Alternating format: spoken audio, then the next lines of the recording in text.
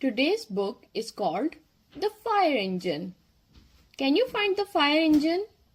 Yes, this red truck is the fire engine. Here's Peppa and George, and here's Mummy Pig. What is Mummy Pig wearing? She's dressed in firefighter uniform.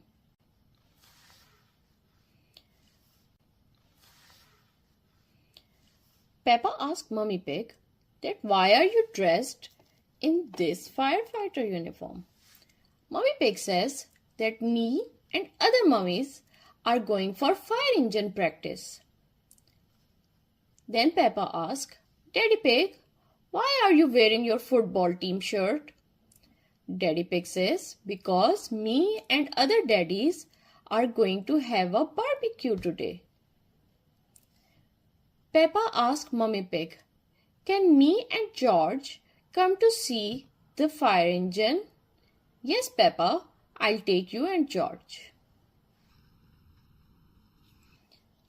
Mummy Pig has taken Peppa and George to Miss Rabbit's fire station. There's a big fire truck.